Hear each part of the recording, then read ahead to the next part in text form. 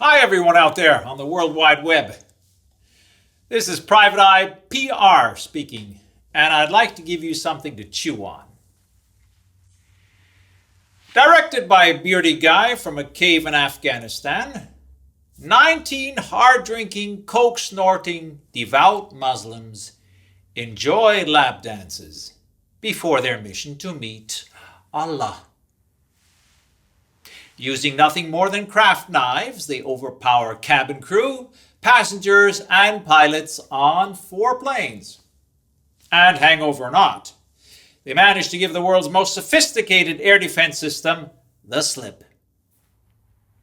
Unfazed by leaving their How to Fly a Passenger Jet guide in the car at the airport, they master the controls in no time and score direct hits on 2 towers, causing 3 to collapse completely. The laws of physics fail, and the world watches in awe as asymmetrical damage and scattered low-temperature fires cause steel-frame buildings to collapse symmetrically through their own mass at near free-fall speed for the first time in history. Despite their dastardly cunning and superb planning, they give their identity away by using explosion-proof passports, which survive the destruction of steel and concrete and fall to the ground, where they're quickly discovered lying on top of the mass of debris. Meanwhile, in Washington, Hani Hanjour, having previously flunked Cessna flying school, gets carried away with all the success of the day and suddenly finds incredible abilities behind the controls of a jet airliner. Instead of flying straight down into the large roof area of the Pentagon, he decides to show off a little, executing an incredible 270-degree downward spiral. He levels off to hit the low facade of the Pentagon without ruining the nicely mowed lawn and at a speed just too fast to capture on video.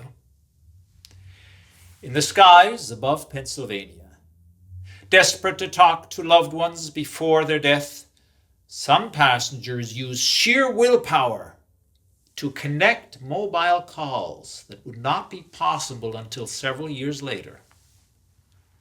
And following a heroic attempt by some to retake control of Flight 93, the airliner crashes into a Pennsylvania field, leaving no trace of engines, fuselage, or occupants, except for the standard issue Muslim terrorist bandana.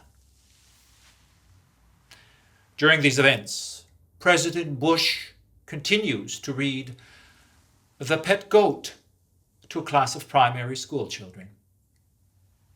And in New York, World Trade Center leaseholder Larry Silverstein blesses his own foresight in insuring the buildings against terrorist attack only 6 weeks previously.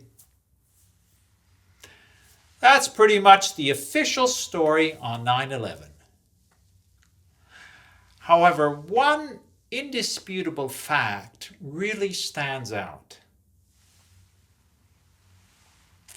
In Washington, the neocons are overjoyed by the arrival of the new Pearl Harbor, the necessary catalyst for launching their pre-planned wars.